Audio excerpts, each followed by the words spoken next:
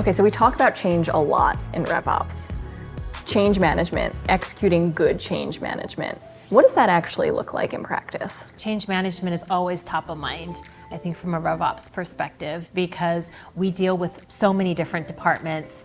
It's very cross-functional, right? It's constantly, the business is changing, and we've got to be able to influence others. It's like a selling cycle. It literally is, right? Because you're trying to identify the problem, you're understanding what's important, resonates with your target personas, right? Although they're your internal customers, and then being able to deliver that message in a way that proves value and ROI to the recipient. When I think about change management, I think about one company that I joined. I was brought in to really bring together RevOps. Right, so they had marketing ops and sales ops, the traditional sort of siloed operations, and was brought in to bring RevOps together.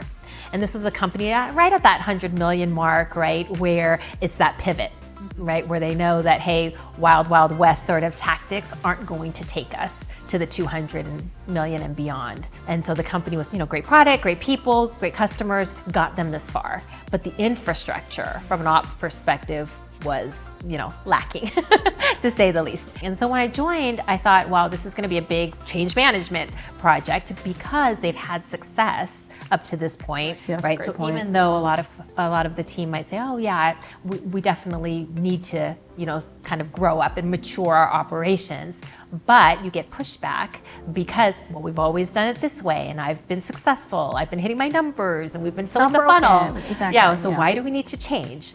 And so for me, coming in to drive change management, it's like a selling cycle, going on a roadshow, doing a listening tour, really talking to all of the key stakeholders and understanding, the sort of the good and the bad and the ugly, right? Tell me about what's working and what's not.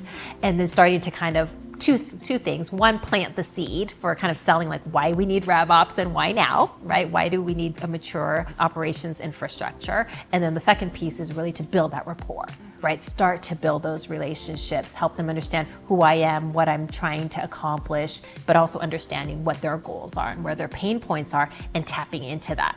So then, 30 days in, you can actually do sort of a read back and say, hey, this is what I heard. These are my observations. And here are sort of the 3 or 5 focus areas, and start driving that alignment, right? To say, okay, does everybody sort of nod their head and say, yeah, those are the right things? And then being able to execute. But change is like constant, right? You might get somebody kind of on board for the minute, but once there's sort of that pain where it's like, okay, now they've got to make some real change in their day-to-day, you've got to continue to do your selling. Yeah, you can't just get that nod. Yeah, sure, I'm going to do it. They actually have to commit to the change. I love thinking about it as a sales process, because in my experience, a lot of times you get that kind of 11th hour veto that comes in from some cross-functional stakeholder that you hadn't considered. Very much like a push deal at the end of the quarter, where you thought you had all of your I's dotted, T's crossed, and it's just not the case. So that's such an interesting way to think of it. Yeah, when I think about constant change, right? Because our jobs are so cyclic too. Like once you get around, beginning of the year, we do comp planning and annual planning, and all of these things are so incredibly cross-functional. So you're trying to wrangle all of these different teams to go, okay, we got to get through this process. I guess I'd be interested to see how you've approached annual planning. I sort of have my, back, in my pocket, my secrets on how to drive some of that. But how have you seen that work? It's totally true that it's so cross-functional, and even teams you wouldn't think be involved, like legal, very much involved at different points in the process. And so when I think about annual planning, it's very much kind of like, okay, we've got a hard deadline, right? We're going to have to launch the year no matter what. How can we back into then a timeline that makes sense, where we're pulling in people at the right time? So we usually put together kind of a calendar at the end of the summer, which sounds crazy. Our fiscal year starts in February, but really you get through Q2, and then you have to start thinking about the next year. So it is one of those things that's kind of always on. And so putting together that calendar and the deliverables that people can expect to see, I find to be really helpful. So they know, okay, if you want to influence the comp plan, this is your time to talk about it. Once we get to December, we're locked down, like we have to build it. So keeping people aligned on what the deadlines are throughout the calendar is very important. Yeah, I love that. I love just having, it could be something very simple, right? When you think about it, having like a Gantt chart. But one of the things you said I really like too is like, okay, well, here's your time period for giving feedback. And guess what? After this period, we're done, right? We're locked in. Otherwise, the process can go on for months and months and months. Right. which we see in some change management, but annual operating plan is one of those things where you can't really push the deadline. So keeping people aligned, making sure their voices are heard is crucial early on.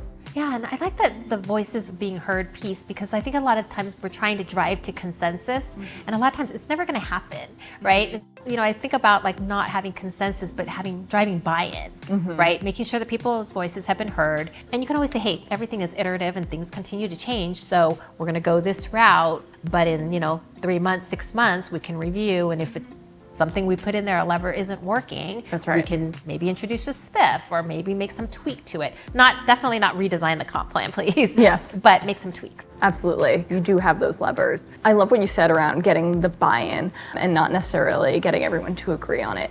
What I found that's super successful to make that happen is to give people the transparency of why we're making some of these decisions. What is the business reason we need to do this? When you give them the broader picture of the business holistically, they start to see like, oh, I see. That's why we needed to do this, I understand. And they're able to more effectively then communicate the change to their teams. But without that why and that transparency, you don't build that kind of trust and that goodwill with your counterparts, and it makes the rollout just a nightmare.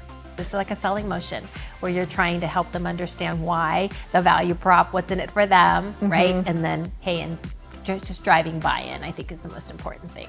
Yeah, that's great.